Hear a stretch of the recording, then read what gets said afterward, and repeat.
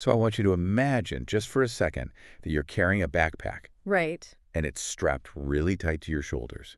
It's incredibly heavy. It's weighing you down, making it basically impossible to climb the mountain of your own life. Yeah, we've all felt that. Exactly. You're sweating, you're struggling, and eventually you just stop.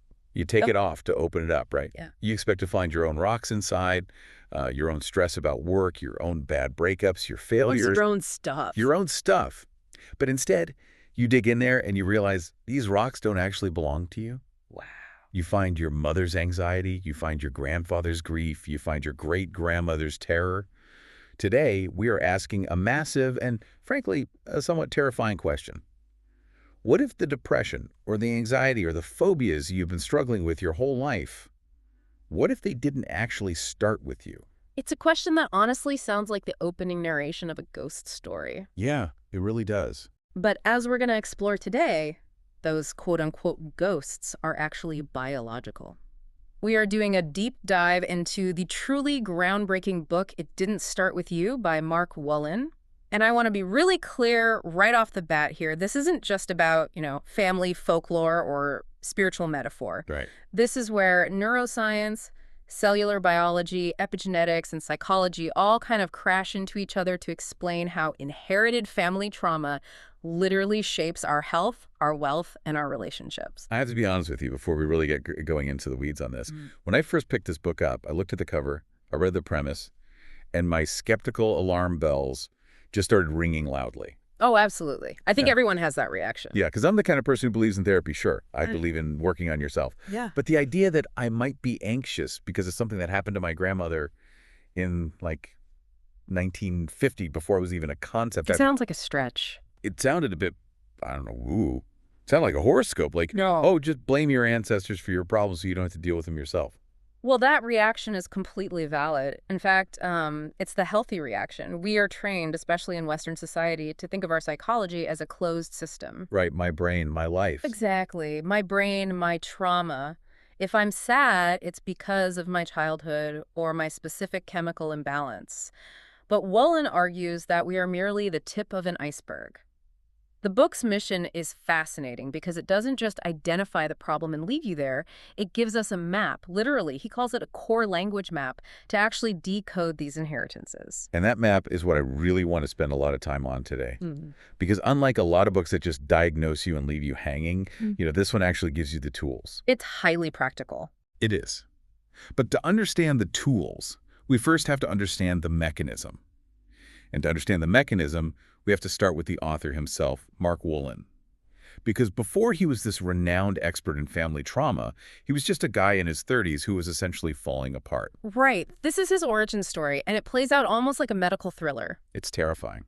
It really is. So Mark was 34 years old. He was a successful guy running a corporate events company, living this very fast-paced life. And then completely out of nowhere, the crisis hits. It started with what he thought was just a simple ocular migraine. Which, if you've never had one, is scary enough on its own. You get those weird zigzag lines in your vision. Right, the aura. Yeah, the aura. But usually they go away in an hour or so. Mark's didn't go away. No, it didn't. He describes it incredibly vividly in the book. It wasn't just a headache. He calls it a cyclone of dark terror. A cyclone of dark terror. Just the language there is intense. Very intense. The vision in his left eye began to physically disappear. Faces just became these gray blurs. He couldn't read road signs anymore. So he goes to the doctors, the absolute best specialists he can find, and they give him a diagnosis. Yeah. Central serous retinopathy. Which, from what I understand, is usually a stress-related condition that actually clears up on its own. Usually, yes. But they told him this was the chronic kind. Oh, man. Yeah. They basically told him, look, we don't know why this is happening. It's incurable, and you are likely going to go completely blind in both eyes. In both eyes. Both of them. Now, put yourself in his shoes for a second. You're 34, you're in the prime of your life, and the lights are just slowly turning off. Western medicine has effectively fired you as a patient. It's the ultimate helpless feeling. Yeah. And I actually want to pause on that word helpless. Yes. Because Mark's reaction to this diagnosis wasn't just generic fear. He used very specific language to describe his internal state. He felt, quote unquote, ruined. He felt helpless. He felt alone. He said he felt like he would lose his will to live. Keep a mental pin in those words. Ruined. helpless, alone. Right. Because as we're going to learn, those words aren't just descriptions of his current mood at 34, they are breadcrumbs. So, facing this total medical dead end, Mark does what a lot of desperate people do. He leaves. The test backs up. He hands over his entire business to a stranger, essentially, and leaves for Southeast Asia. Classic vision quest. Quite literally a vision quest, yeah. He spends years traveling through Indonesia, India, Southeast Asia. He's looking for healers, gurus, basically anyone who can fix his eyes. He's meditating for hours a day. He's fasting. He's drinking all these herbal concoctions. He wants to be, as one guru put it to him, a finder, not just a seeker. But he wasn't finding anything, right? I mean, he's doing all the spiritual heavy lifting, putting in the hours, but his eye is just getting worse. Much worse. His vision was deteriorating, and obviously his depression was deepening right along with it. And this leads to one of the most intense scenes in the entire book. Yeah, the guru in Indonesia. Exactly. He meets this guru in Indonesia, and Mark is expecting some profound wisdom, maybe a soothing mantra, maybe a special tea. Instead, the guru looks right at him and basically challenges his entire existence. He asks him, "Who do you think you are not to have eye problems?" I remember reading that and thinking, wow, that is harsh. It was definitely meant to be. It was a check on his arrogance, really, the idea that he should somehow be exempt from human suffering. And to drive the point home, the guru puts him through a 72-hour ordeal. 72 hours. Mark is blindfolded, he has earplugs put in, he's placed alone in a small hut, he's allowed to eat only one bowl of rice a day, no sleep, no talking. Honestly, that sounds less like a spiritual retreat and more like psychological torture. What was the actual point of doing that to a guy who's already going blind? It was a mirror. The guru was trying to force Mark to observe the sheer madness of his own mind without any external distractions. And while Mark did have some spiritual insights during those 3 days of sensory deprivation when he came out and finally took off the blindfold, his eye was exactly the same. He was looking for a miracle cure for a physical symptom, but he was looking in the completely wrong hemisphere. Because the root cause wasn't waiting for him in an ashram in Indonesia, it was back in Pittsburgh. Exactly. The real turning point comes when he meets another spiritual master. Mark is waiting in line, wearing the white robes, expecting some mystical transmission of energy, and the master just looks right through him and says, go home, and call your mother and father." And Mark was furious. He talks about literally shaking with anger. He thought he had outgrown his parents. He thought he was spiritually superior to them at this point. He'd done the therapy. He'd beaten the pillows. He'd torn up the cardboard effigies. He was done with them. Which is such a common sentiment in the modern self-help world. Cut the toxic ties. Exactly. Cut the toxic ties, move on, create your own chosen family. But the master insisted. He said, go home and make peace with them. Because, as Wolynn ultimately posits in this book, the family story is our story. You can't just run from it. You can't meditate trauma away if the source of that trauma is literally flowing through your veins and you're actively blocking the connection to where you came from. So he finally listens. He flies home. And this scene is so visceral. He walks up the driveway to his parents' house, and his chest is tightening. He's prepared for the absolute worst. His mother hugs him, and he describes feeling like he was caught in a bear trap. He said his body turned to steel. That physical reaction turning to steel is the body remembering what the mind has tried so desperately to forget. He forced himself to stay in that hug, to just breathe through the panic. And eventually, the armor cracked. And in the weeks that followed, as he slowly rebuilt that bond, he learned something he had never consciously known about his own life. This is the massive reveal. It really is. His mother just casually mentioned one day that when he was 2 years old, she had to be hospitalized for 3 weeks for gallbladder surgery. They were completely separated. Which is an eternity for a 2-year-old. An absolute eternity. And then she tells him that before that, his birth was deeply traumatic. It was a forceps delivery where he was badly bruised and even had a partially collapsed skull. So let's go back to those words. Ruined, helpless, alone. Exactly. Those words he used to describe his blindness at age 34. I'll be ruined, I'm helpless, I'm all alone. Those weren't about his eyes at all. They were the somatic, pre-verbal memories of an infant who was separated from his mother and physically damaged at birth. That is mind-blowing. His body was literally reenacting that early infant trauma through his vision loss. And here is the Hollywood ending that is actually entirely true.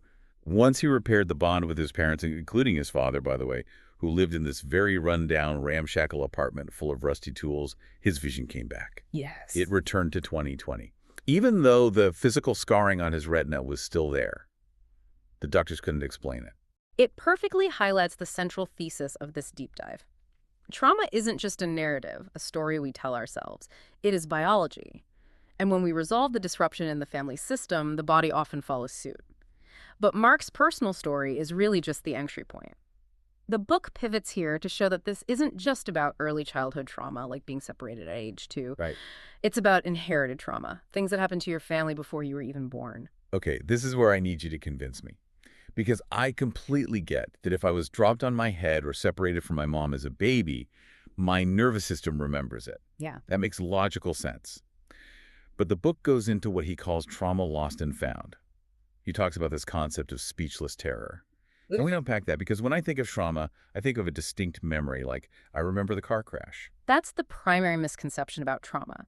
Wolynn explains that when a truly traumatic, life-threatening event happens, the Broca's area, which is the speech center of the brain, often goes completely offline. It just shuts down. It shuts down. And simultaneously, the medial prefrontal cortex, which is the part of the brain that helps us organize our timeline and say, okay, this happened in the past, I am safe now, that also shuts down. So the brain basically stops recording the movie. It stops recording the narrative. Yeah. The trauma isn't stored as a coherent story with a beginning, a middle, and an end. It's stored as fragments. Sights, sounds, smells. Exactly. Sights, physical sensations, impulses, intense emotions without context. So instead of remembering, Uncle Joe died in a terrible fire, Mm-hmm. you might just feel a sudden intense heat or a wave of panic whenever you smell smoke without having any idea why. Precisely. And Wolynn shares these incredible case studies that illustrate this reliving. Take the story of Jesse. This is one that really stuck with me. Oh, yeah, the athlete. Yeah. Jesse is 20 years old, a star athlete, living a totally normal, happy life, and suddenly he develops crippling insomnia. But not just, I can't fall asleep because I'm stressed about finals. It was highly specific. He would wake up at exactly 3:30 in the morning. Wow. He would be freezing cold, teeth chattering, shivering, and he had this overwhelming terror that if he went back to sleep, he would never wake up again. He was seeing doctors, going to sleep clinics, taking every supplement imaginable. Nothing worked. He was on the verge of dropping out of college. His life was completely falling apart. So he comes to Wolynn, and Wolynn looks for the breadcrumbs. He asks Jesse, does anyone in your family have a story that involves being cold, being asleep, or being 19 or 20? And boom. Jesse's mother reveals a massive family secret. Jesse had an uncle he never even knew existed. Uncle Colin. Uncle Colin. 30 years prior, Uncle Colin had been working on power lines up in the Northwest Territories of Canada. There was a massive blizzard. He froze to death. They found him face down in the snow. He had lost consciousness, essentially fallen asleep and died of hypothermia. And he was 19 years old. I mean, literal chills. Jesse was waking up, freezing cold at the exact age his uncle died, reliving the uncle's last physical sensations. If I sleep, I die. And the crucial part of this story is that the family never spoke of Colin. The pain of his death was just too great. And this introduces a massive key concept in the book. What is silenced in one generation will be reenacted in the next. Wow. Jesse was literally carrying the grief and the terror that his family couldn't process. There was another story in this section that is even more intense, if that's even possible. The story of Gretchen. Yes. She had chronic anxiety and severe depression. She was suicidal. Mm. But her language, she didn't just say, I want to end my life. She said she wanted to vaporize herself. She talked about leaping into a vat of molten steel and being incinerated. Words that seemed completely, utterly out of place for a woman living a modern, safe life in America. Vaporized. Incinerated. So Wolynn asked about her family history, specifically regarding the Holocaust. And it turns out her grandmother's entire family perished in the ovens at Auschwitz. They were gassed, vaporized, and incinerated. Gretchen was literally using the vocabulary of the gas chambers to describe her own modern-day depression. She was unconsciously identifying with the dead. In her mind, or rather in her biology, she felt a loyalty to join them. Okay, stop. I have to play the skeptic here again. This is where my brain starts to aggressively pump the brakes. Fair enough. I get that my eyes are from my grandmother. I get that my height is from my father. But a specific memory, a specific fear of freezing to death in the snow or being vaporized in a camp. How does a memory physically attach itself to a microscopic strand of DNA? We're talking about sperm and eggs here, not a computer hard drive. That is the million-dollar question. And the answer lies in something called methylation. Methylation. Yes. Think of your DNA as a massive piano keyboard. The keys are your genes. They don't change. You have the same keys your entire life, passed down from your parents. but epigenetics are the fingers playing the piano. Ah, the player. Exactly. Methyl groups are these tiny chemical tags, just carbon and hydrogen, that attach themselves to the outside of the DNA. They don't change the key itself, but they determine if the key gets played loudly, softly, or not at all. They silence certain genes or they amplify others. So if my grandfather is starving in a famine, His body screams, "Conserve energy, hoard fat, we are starving." The epigenetic player slams down on the fat storage keys. And here is the kicker. hmm? Those methyl tags, that specific sheet music, gets passed down in the sperm. Wow. You are born with the piano and the sheet music already sitting on the stand. You're playing a song of starvation before you've ever even missed a single meal. Is there actual hard proof of this, or is this just a neat biological theory? There is incredibly robust proof. One of the most famous studies Wolynn cites involved mice and the smell of cherry blossoms. Okay. Researchers trained male mice to fear the smell of cherry blossoms by giving them a mild foot shock every single time the scent was piped into their cage. Basic classical conditioning. Right, Pavlovian. But then they took the sperm from those terrified mice and impregnated female mice who had never been shocked and had never smelled cherry blossoms. The offspring were born. And the very first time those baby mice smelled cherry blossoms, they shuddered. They became highly anxious. Without ever being shocked themselves. Never. And then they went further. They tested the grandchildren, the third generation. They also shuddered at the smell of cherry blossoms.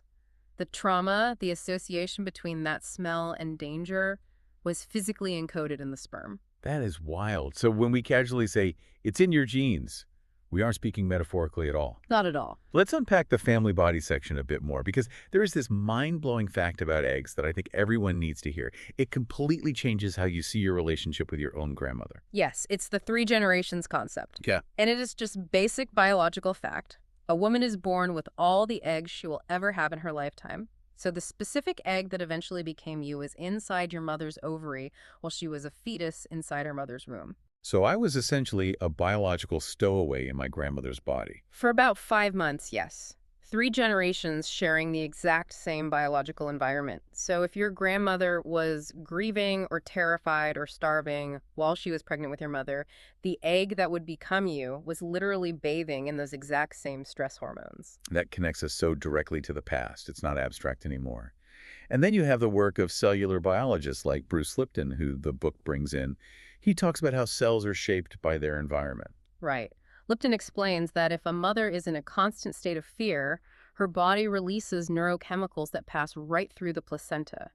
These chemicals essentially program the fetus's cells for a quote-unquote fight or flight world. They're preparing the kid for a war zone. Exactly. It changes the blood flow, it constricts the gut and sends blood out to the limbs and muscles. The baby is born jumpy because it's biologically prepared for a highly dangerous environment. It's an evolutionary adaptation. I mean, if you're born into a literal war zone, it's actually really good to be jumpy. It keeps you alive. It's brilliant for survival in the short term. The problem arises when you inherit that war zone nervous system, but you're living in a perfectly safe suburb in 2026. That brilliant adaptation becomes an anxiety disorder. This seamlessly moves us into the psychological side of things, the family mind. This brings in the work of Bert Hellinger and this idea of family consciousness. Hellinger is a massive influence on Wolynn's work. His core insight is about the rule of belonging. The idea is that a family system has a conscience of its own. It demands that everyone belongs. If someone is excluded, let's say a criminal uncle, a baby given up for adoption, a black sheep who is disowned, the system effectively breaks. And the system tries to fix itself automatically. Yes, but in a very messy, unconscious way. A later descendant, out of what Hellinger calls unconscious loyalty, will identify with that excluded person. They will actually reenact their fate to bring them back into the family narrative. Like Jesse reenacting his Uncle Colin's freezing death. He was unconsciously saying, I see you. I am becoming you so you aren't forgotten by this family. Exactly. I will follow you. It's a very primitive, almost magical form of love. We suffer to feel close to our family. We think unconsciously, if I suffer like you did, I am loyal to you, I belong. Which is so heartbreaking. But realizing this is obviously the first step to breaking it. Which brings us perfectly to part 2 of our deep dive, the core language map. Because Wolynn doesn't just leave us with this heavy problem. He gives us real tools to find these ghosts. I want to really slow down here and treat this next part almost like a workshop. If you're listening right now, maybe grab a pen or just really focus in. This is definitely where the rubber meets the road. Wolin calls it core language. He uses the analogy of Hansel and Gretel leaving breadcrumbs in the forest. The words we use to describe our own misery, the weird, intense, highly specific words, are the breadcrumbs leading us back to the original trauma. So let's go through these tools one by one. Tool number one is the core complaint. Right. This is looking at your main struggle in life, the thing you just can't shake, no matter how much therapy you do. But you have to listen to the language you use to describe it. You're looking for words that are urgent, peculiar, or just really don't fit the facts of your current life. The example of Carson the firefighter really illustrated this perfectly for me. Here's a guy, 26 years old, strong, healthy, great job. But his core complaint was, I'll leave no legacy. No one will remember me. I won't be remembered in a good light. Right. A 26-year-old worrying obsessively about his legacy. It just didn't fit. It turned out Carson's father had been forced to give up his parental rights when Carson was only 4 years old. Carson was never allowed to see him again. So Carson's complaint, I'll leave no legacy, was actually his father's pain coming right out of Carson's mouth. He was the father's legacy. Exactly. Carson was voicing the father's deep despair at being erased from his own son's life. Once he realized that, he could finally separate his own reality from his father's reality. Okay, then we have tool number two, core descriptors. This is a tricky one because it involves our parents. It's a fantastic exercise, though. You write down 4 or 5 adjectives to describe your mother and 4 or 5 to describe your father. And you have to do it quickly without overthinking or filtering. Okay, let's try this. If I say, she was cold, he was a tyrant, she was weak. Good. Now, the twist is, these adjectives often actually describe us. Or they describe our projection of exactly what we lacked. But the real healing work comes when we shift the image from subject to object. Explain that shift. How does that work? We look at the quote-unquote cold mother and we have to ask, what happened to her that made her go cold? Usually a cold mother was a grieving daughter at some point. Maybe she lost a parent early on. Maybe she lost a child. When we see the trauma behind the behavior, the judgment turns into understanding. It humanizes them completely. It turns them from villains in our childhood story into victims of their own history. Exactly. Okay, tool number 3, the core sentence. This is the worst fear. This one is extremely powerful. You ask yourself, if this problem I have never goes away, what is the absolute worst thing that could happen to me? And you drill down, asking, and then what? Until you get a short, punchy sentence. I will be abandoned, I will be annihilated, I will be shot. The story of Zach is wild here. His core sentence was literally, I will be shot and killed. But he lived a totally safe, boring life. Yet he had this overwhelming compulsion, this daily fear of being executed. So Wolynn uses what he calls the bridging question. He asks Zach who in the family was shot or killed. But in Zach's case, it was the exact inverse. His grandfather was a fascist official in Mussolini's government back in Italy. He ordered executions. He ordered innocent men to be shot. So Zach wasn't identifying with his grandfather. He was identifying with his grandfather's victims. Exactly. He was trying to atone for the grandfather's massive guilt. I will be shot was his unconscious way of balancing the family scales. By realizing this, Zach could finally leave the guilt with the grandfather where it belonged and stop playing the victim for him. And then there's Proc, the Cambodian boy. He had these terrible head injuries and chronic migraines. His core sentence, or rather his core sensation, was always about a heavy blow to the head. And it turned out he was reliving his grandfather's murder by the Khmer Rouge. Right, his grandfather was killed by a brutal blow to the head with a heavy tool. Proc was literally carrying the physical sensation of a murder he never even witnessed. It shows how incredibly specific this somatic memory can be. Finally, we get to tool number 4, the core trauma. This is where we get the genogram, or the family tree, out on the table. You map it all out, and you look for the tragedies, the early deaths, the exclusions, the dark secrets. You use those bridging questions again. Who felt betrayed? Who was left out? Who died young? I really want to talk about Carol here. She struggled with severe obesity. She said she felt suffocated by her weight. She felt betrayed by her body. Notice those words. Suffocated. Betrayed. Wolynn heard those breadcrumbs and asked who in your family was suffocated. It turned out Carol's grandmother had lost 2 sons during childbirth. They got stuck in the birth canal and literally suffocated. Oh my God, that is horrific. It is.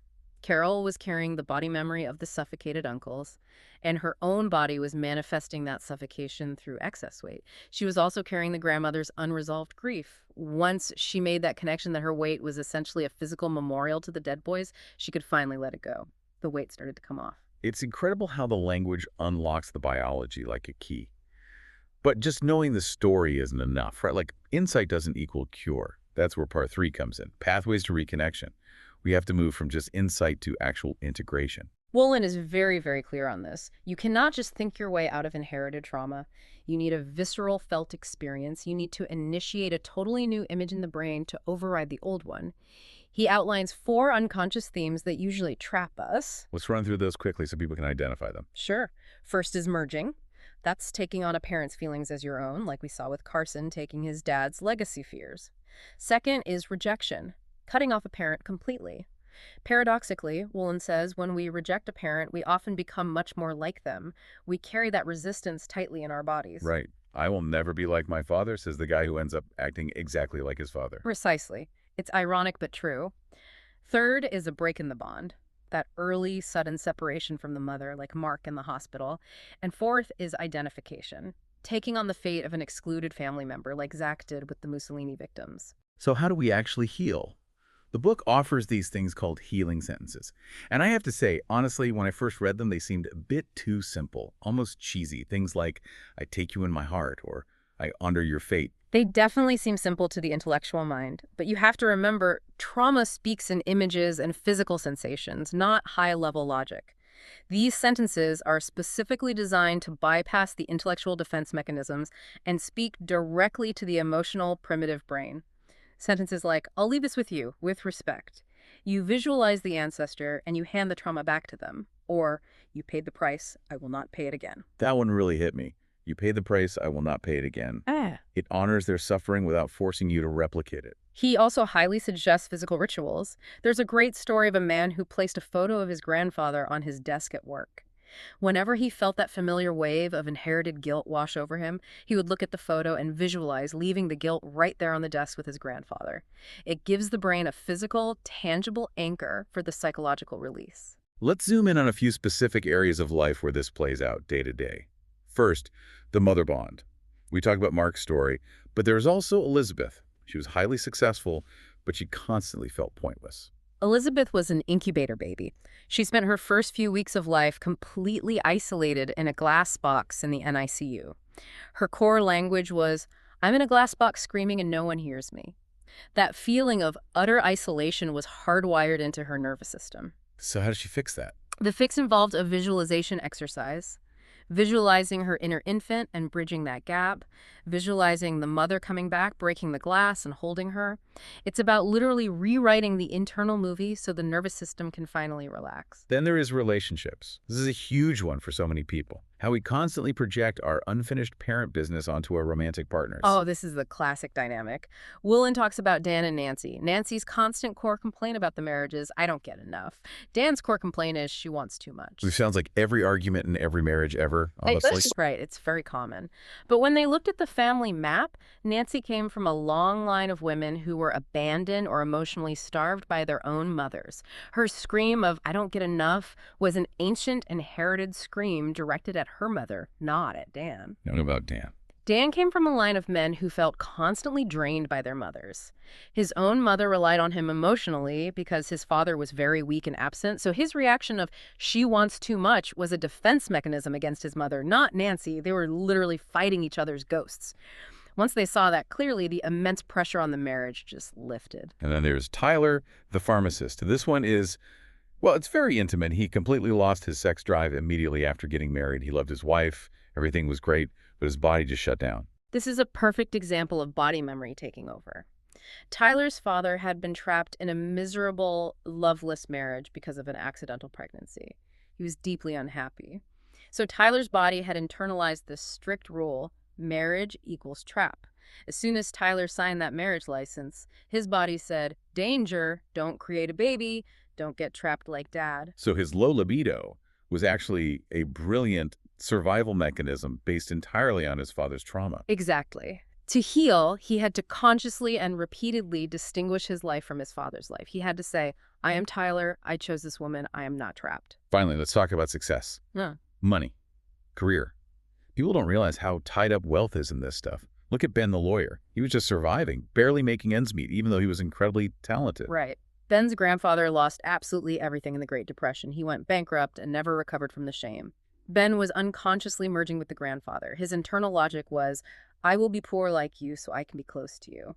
It's that unconscious loyalty striking again. In Loretta. She was successful, but felt she didn't deserve what she got. Classic survivor guilt. Her father had inherited the entire family farm while his siblings got absolutely nothing. The siblings were left destitute. Loretta was carrying the heavy guilt of that unfair advantage. She unconsciously sabotaged her own success to atone for her father's gain. It is staggering how deep this goes. Every single aspect of our lives, our health, our love lives, our bank accounts, can be tangled up in these invisible webs. It is staggering, I agree, but it is also deeply hopeful. That is the ultimate message of the book. Wolynn calls this whole process core language medicine. Or language medicine. The big shift is moving away from what Albert Einstein called the optical delusion of separateness.